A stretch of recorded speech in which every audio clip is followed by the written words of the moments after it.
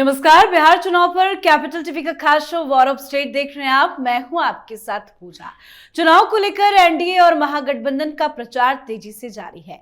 तमाम बड़े नेता चुनावी मैदान में डटे हैं। इसी बीच आज विधानसभा चुनाव को लेकर एनडीए ने अपना घोषणा पत्र भी जारी कर दिया।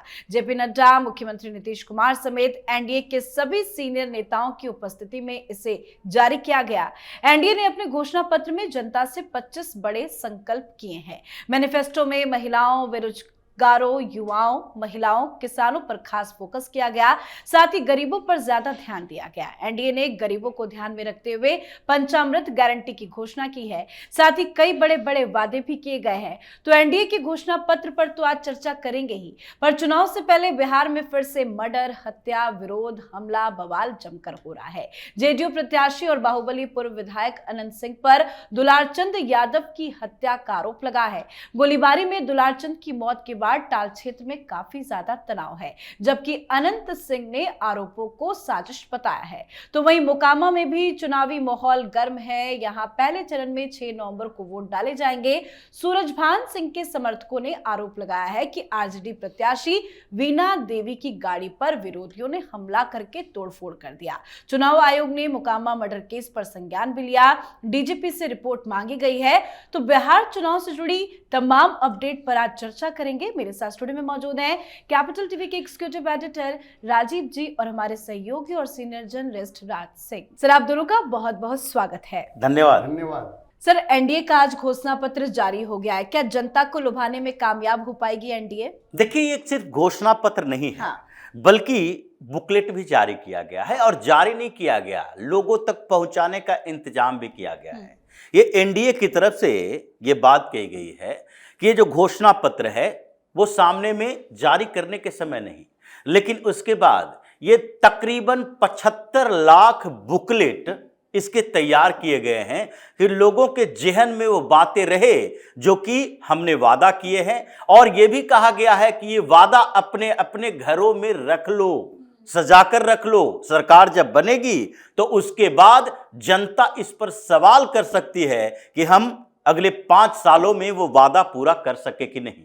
ये विश्वसनीयता का सवाल है, क्योंकि एनडीए ने जो घोषणा पत्र जारी किया है उसमें हर सेक्शन के, जो सोसाइटी के जितने सेक्शन हैं, सबके ऊपर फोकस किया गया है। और फोकस इस बात के लिए है कि अभी जरूरतें बदली कैसे है।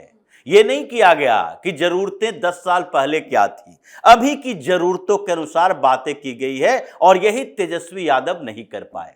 तेजस्वी यादव ने प्रण तो लिया, लेकिन प्रण वो आसमानी बातों के आधार पर था, क्योंकि इनकी टीम ये पता नहीं कर पाई कि आज विकास का मॉडल कैसे बदल गया है। ये नौकरी की बात करेंगे, रोजगार की बात नहीं करेंगे, क्योंकि इनको लगता है कि सरकारी नौकरियों के प्रति अट्रैक्शन वैसे ही है और लोगों के दिमाग में यही है कि हर घर से एक नौकरी मिल जाएगी। लेकिन सरकारी नौकरियों के साथ साथ रोजगार की बात होती है। सब लोग ये जानते हैं कि सबको सरकारी नौकरी नहीं मिल सकती, इसलिए एनडीए की तरफ से नौकरी प्लस रोजगार की बात की गई है। महिलाओं के बारे में, जो महिलाओं के लिए सरकार ने, अभी नीतीश कुमार की सरकार ने जो किया, और उसके साथ आगे जो एनडीए ने वादा किए हैं, उसमें कोई भी ऐसी महिला नहीं है जिसको उसके ऊपर भरोसा नहीं होगा। जैसे रोजगार सृजन, जैसे लखपति दीदी, जैसे लखपति से करोड़पति बनाने की ओर, जीविका जो कि एक सेल्फ हेल्प ग्रुप है और उससे जुड़ी हुई जितनी महिलाएं हैं, पहले उन लोगों के खाते में 10-10 हजार भेजे गए।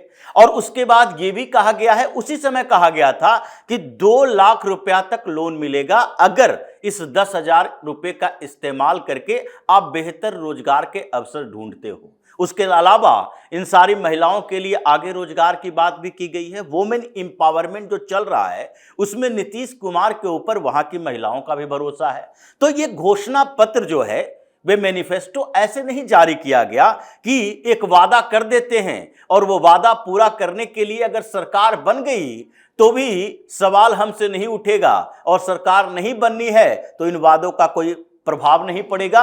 इस तरह के वादे नहीं है। इसलिए घोषणा पत्र जारी होने के बाद ये तेजस्वी यादव के खेमे में इस बात की चर्चा हो रही है कि इसका तोड़ हमारे पास क्या है, क्योंकि हमने तो पहले घोषणा कर दी और उसके बाद एनडीए की तरफ से ये वादे किए जा रहे हैं, तो अब इसके बाद क्या दोबारा घोषणा पत्र जारी करेंगे, इसमें संशोधन करके और बड़े वादे करेंगे? तो इसलिए जिस तरीके से चुनाव प्रचार में पिछड़ रहा है, जिस तरीके से रणनीति में पिछड़ रहे हैं, ये महागठबंधन के नेता आपस में उलझे हैं, ये घोषणा पत्र के बाद भी इन लोगों का मंथन यही है कि आगे कितना हम इनको चैलेंज दे पाएंगे। बिल्कुल। और तो महागठबंधन के घोषणा पत्र पे तो सवाल खड़े हो ही रहे हैं, लेकिन जब से एनडीए का ये संकल्प पत्र सामने आया है तब से महागठबंधन के लोग सवाल पूछ रहे हैं कि नहीं नहीं, आप अपना फेल घोषणा पत्र जारी करो, ये सब बकवास है, आप कुछ नहीं करेंगे। जो खुद पे जिसका भरोसा नहीं है वो दूसरों पे कैसे सवाल खड़े कर सकता है? देखिए, वो उनको जो कहना है वो कहेंगे, लेकिन मूल बात यह है कि जो एनडीए ने जो घोषणा पत्र जारी किया है उसके पीछे एक विश्वसनीयता है।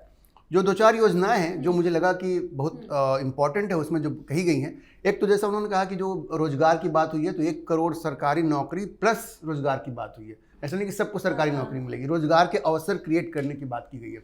उसके अलावा जो मुझे इस योजना में जो सबसे अच्छी बात लगी इनके घोषणा पत्र में, वो ये है कि धीरे धीरे ही सही, लेकिन अब नीतीश कुमार की जो गवर्नमेंट है ना, वो इंडस्ट्रियलाइजेशन की तरफ बढ़ रही है। एक आपको पता होगा उत्तर प्रदेश में योगी आदित्यनाथ की एक बड़ी ही जिसको हम लोग कहते हैं कि इम्पॉर्टेंट स्कीम है वहाँ पे, ODOP, 1 डिस्ट्रिक्ट 1 प्रोडक्ट।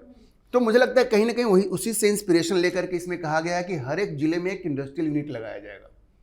और ये बड़ा इंपॉर्टेंट है क्योंकि जो पलायन की हम लोग बात करते हैं ना कि बिहार से लोग पलायन के लिए बाहर जा रहे हैं, तो उसको रोकने में ये बड़ा कारगर साबित होगा। उसकी वजह क्या है?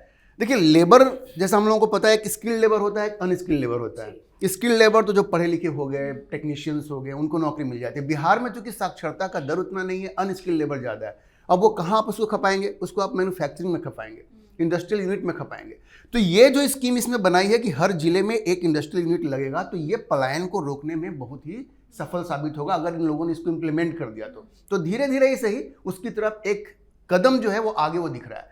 दूसरी बात, एक जो चीज़ कही है जिसमें विश्वसनीयता फिर से दिख रही है, आपको पता है केंद्र की योजना है ये किसान सम्मान निधि योजना। इन लोगों ने कहा कि एक अलग से ही चलाएंगे, केंद्र से जो मिल रहा है वो तो मिल ही रहा है। 3,000 रुपये की 3 किस्त सालाना दी जाएगी, मतलब 9,000 रुपये अलग से दिए जाएंगे। तो ये अपने आप में एक बहुत बड़ी चीज़ है जो मुझे लग रहा है कि इसमें काफ़ी इंपॉर्टेंट है। बाकी योजनाएं इसमें बहुत सारी हैं, लेकिन 2-3 चीज़ें इसमें लोगों को इसमें कोई भ्रम नहीं होगा क्योंकि सरकार ने ये करके दिखाया है। इसलिए अब ये कोई इतने हवाई वादे नहीं कर दिए कि हर परिवार को हम एक नौकरी देंगे, है ना, हर चीज़ हम कर देंगे, इसको इसकी सैलरी बढ़ा देंगे, इसको हम रेगुलर कर देंगे। वो चीज़ नहीं है जो हो सकती है। और नीतीश कुमार की सरकार ने पिछले 20 सालों में जो काम किया है उससे इतना भरोसा उठता है कि इस बार ये लोग आगे की सोच रहे हैं। देखिए, बिहार में अगर आप लालू के 15 साल से कंपेयर करेंगे तो बिजली है, सड़क है, पानी है, इसकी व्यवस्था तो हो गई है, लेकिन इसके आगे क्या इसके आगे क्या ये इंपॉर्टेंट था। तो इंडस्ट्री पर जिस तरह से इस बार फोकस किया है, इससे मुझे लगता है कि एक नई दिशा मिलेगी। और ये संतोष की बात है कि ये एनडीए सही दिशा में सोच रही है। अगर ये जीत जाते हैं और इस पे अगर वो अमल करते हैं तो बिहार का परिवर्तन सही मायनों में होगा। वाकई में विश्वसनीयता काफी इंपॉर्टेंट है। लेकिन सर, दूसरी तरफ इस तरह से चाहे वो मोकामा से खबर आ रही हो या अलग अलग जगहों से मर्डर की खबरें आ रही है जिसपे बवाल काफी ज्यादा हो रहा है, उसका असर भी क्या चुनावी नतीजों पे देखने को मिलेगा? देखिए, चुनावी नतीजों पर असर तो दिखना चाहिए, हाँ। लेकिन किसके प्रति असर दिखेगा, किसके विरोध में असर दिखेगा, चुनावी नतीजे इससे प्रभावित नहीं होंगे ये नहीं कहा जा सकता। मोकामा से ये खबर आई और मोकामा में मर्डर हुआ दुलारचंद यादव का। ये आरोप लगाया गया अनंत सिंह के ऊपर कि आपने मर्डर करवाया है। दुश्मनी वहां चलती है, इन लोगों के बीच गैंगवार चलता है। और नीतीश कुमार की सरकार जिस तरीके से, ये सुशासन की सरकार इसलिए कही जाती थी क्योंकि उससे पहले बिहार का कोई ऐसा जिला नहीं था जहां एक बाहुबली पैदा नहीं हुआ था।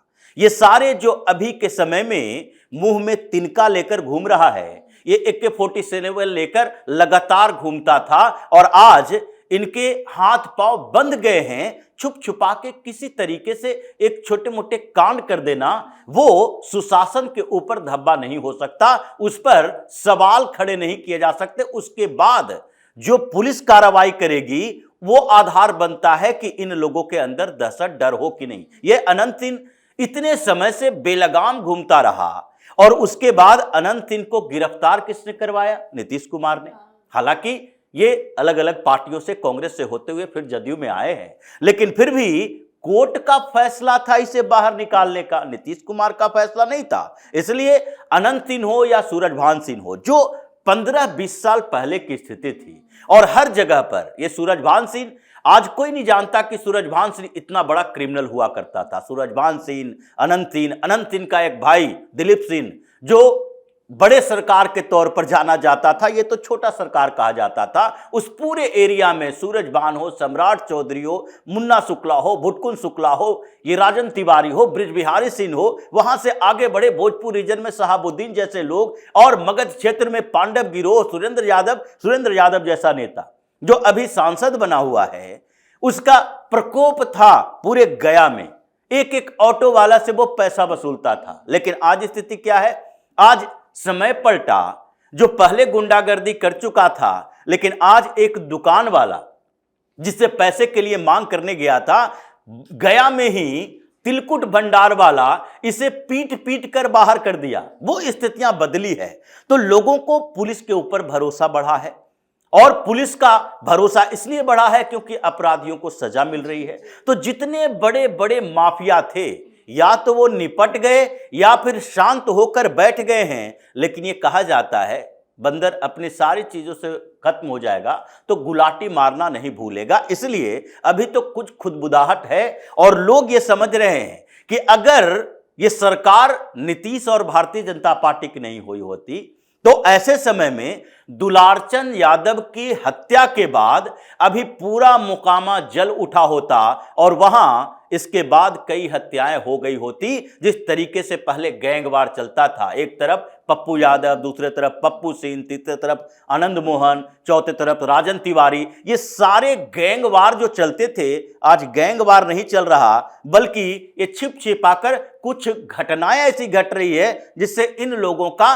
राजनीतिक वर्चस्व भी बना रहे, और इन लोगों को अपनी स्थितियों के अनुसार कुछ काम करने का मौका मिले। बिल्कुल, कानून व्यवस्था इतनी दुरुस्त है कि कुछ गलत नहीं हो पाता, पुलिस का कंट्रोल हाथ में है। लेकिन जिस तरह से महागठबंधन में बाहुबलियों को टिकट दिया गया है, वो भी एक उदाहरण अभी पेश किया जा रहा है कि इनकी सरकार आएगी तो ये यही सब करेंगे। नहीं, वो तो है ही। अभी आप देखिए ना, आज की घटना है कि पटना हाई कोर्ट ने रीतलाल यादव को कोई भी रिलीफ देने से मना कर दिया। प्रचार के लिए बाहर नहीं आ सकते। ये रीतलाल यादव कौन है? दानापुर में आप जाके किसी से पूछिए, अव्वल दर्जे का क्रिमिनल है, उसको आपने टिकट दिया। बाकी तमाम लोग, उन्होंने सुरेंद्र यादव की बात की, दरभंगा में ललित यादव है, उसके बाद सिवान में आपने देखा शहाबुद्दीन के बेटे को टिकट दिया गया, तमाम है, अशोक यादव की पत्नी को टिकट दिया है। ये अगर इस पे वापस आए, दुलारचंद यादव की जो हत्या हुई है, ये कोई सुशासन और कुशासन से जुड़ा हुआ मामला नहीं है भाई। बात यह कि जब आप कोई सीमा लांघिएगा तो फिर आपको परिणाम भुगतना पड़ेगा। खास करके आपको पता है कि जब सामने वाला व्यक्ति भी उसी तरह का, आप ही की तरह का बाहुबली है। देखिए, समस्या क्या, हम लोगों ने कई बार डिस्कस किया है कि जो राजद के जो लोग हैं, ये महिलाओं को लेकर के इस तरह का कमेंट करते हैं और इस तरह से अपमान करते हैं कि भाई बिहार में वो चीज़ें नहीं चल सकती। अभी जो दुलारचंद यादव है, इसका हिस्ट्री आप देखिए, आरजेडी का ये है। पिछली बार जब अनंत सिंह की पत्नी लड़ रही थी आरजेडी से, तो उसके लिए प्रचार भी किया उसने। अभी क्या हुआ, अभी उसने कुछ इस तरह की बड़ी ऑब्जेक्शनेबल बातें कही अनंत सिंह की पत्नी के बारे में कि वो कोई भी आदमी बर्दाश्त नहीं कर सकता। बिहार में तो मर्डर हो ही जाएगा, वो भी अगर अनंत सिंह की पत्नी है तो। उसने एक चैनल को इंटरव्यू दिया, उसने क्या बताया कि ये कलकत्ता में थी, ये नाचती थी, इसका नाम खातून था, वो मुस्लिम थी, बांग्लादेशी है, ठीक है। आप किसकी पत्नी के बारे में ये सब बात कह रहे हैं? आपको सोचना चाहिए ना। और बड़ी अपमानजनक बातें उसने कही। देखिए, मर्डर को जस्टिफाई नहीं किया जा रहा है, लेकिन बात है कि जब आपको पता है कि सामने वाला भी कुछ उसी मिजाज का आदमी है, और आप एक ऐसी महिला के बारे में कह रहे हैं जो इस वक्त निवर्तमान विधायक है। अभी विधायक कौन है वहां का? वही है ना, उसकी जगह पे अनंत सिंह लड़ रहे हैं। तो आपने उस महिला के बारे में इस तरह की टिप्पणी करी। चैनल पे आप देख सकते हैं, यूट्यूब पे भी जाके देख सकते हैं, सबको मालूम है।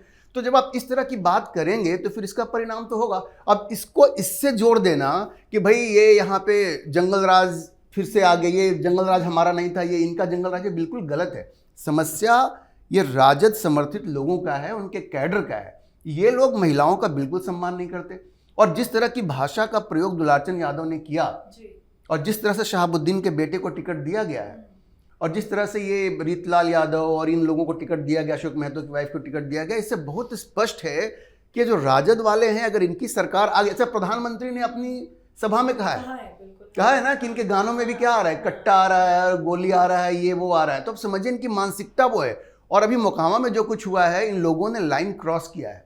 मैं किसी भी तरह से इस हत्या को जायज़ नहीं ठहरा रहा हूँ, लेकिन मैं ये कह रहा हूँ कि इनका जो अप्रोच है ना, कहते हैं ना कि एक वो आदत छूटती नहीं है, तो नेचर और सिग्नेचर कभी नहीं जाता, वही बात है। तो आप इस तरह से लोगों का अपमान करेंगे। और मुझे एक बात समझ में नहीं आती है, भाई आपकी अदावत है अनंत सिंह से, बात समझ में आती है, आप उसकी पत्नी को क्यों लाते हैं? आप किसी की बीवी को, किसी की माँ को, किसी की बहन को आप क्यों गाली देते हैं भाई? और आप ऐसी बात कह रहे हैं कि बिहार में तो मर्डर हो ही जाएगा, इतनी सोसाइटी है भाई, वहाँ लाइसेंसी बंदूक हो या ना हो, कट्टा तो सब घर में लगभग, तो ये तो हो ही जाएगा। आप अनंत सिंह की बीवी के बारे में ऐसा कह रहे हैं। तो ये जो चीज़ है, जो घटना हुई है, ये सुशासन कुशासन से जुड़ी हुई बात नहीं है, ये राजद से जुड़े हुए जो लोग हैं उनका एक जो इनहेरेंट उनके अंदर महिलाओं को लेकर के जो भावना है और जिस तरह से वो महिलाओं का अपमान करते हैं, वो उसका रिफ्लेक्शन है। और दुलारचंद यादव ने जो गलती की, उनको उसकी कीमत चुकानी पड़ी है। अब मैं हत्या को जस्टिफाई नहीं कर रहा हूँ, लेकिन हर किसी को यह ख्याल रखना चाहिए कि आपको कभी भी लाइन क्रॉस नहीं करना चाहिए। खास करके आप जिसके बारे में कह रहे हैं, अगर वो भी इसी तरह के दबंग परिवार से आता है, तो फिर ऐसी घटनाएं, इसको कोई रोक नहीं सकता। वो नीतीश कुमार मुख्यमंत्री हो, कोई मुख्यमंत्री हो, बिहार में अगर इस तरह से आप महिलाओं का अपमान करेंगे और वो एक सशक्त परिवार से आता है, तो बदला तो लेगा वो। बिल्कुल बिल्कुल, बहुत बहुत धन्यवाद सर आप दोनों का। धन्यवाद। धन्यवाद। तो एनडीए का संकल्प पत्र जारी हो गया है, जो महागठबंधन पर भारी पड़ रहा है। तो वहीं बिहार के मोकामा में जनसुराज पार्टी प्रत्याशी पीयूष प्रियदर्शनी के समर्थन में प्रचार कर रहे दुलारचंद की हत्या से माहौल गरमाया हुआ है। इस मामले में अनंत सिंह पर केस भी दर्ज किया गया। ये मामला थमा नहीं था कि अब मोकामा से आरजेडी उम्मीदवार वीणा देवी की गाड़ी में तोड़फोड़ की घटना भी सामने आ गई है और ये सारी घटनाओं का असर नतीजों पर भी जरूर दिख सकता है। तो बिहार चुनाव को लेकर आप भी अपनी राय कमेंट करके लिखिएगा। देखते रहिए कैपिटल टीवी। नमस्कार।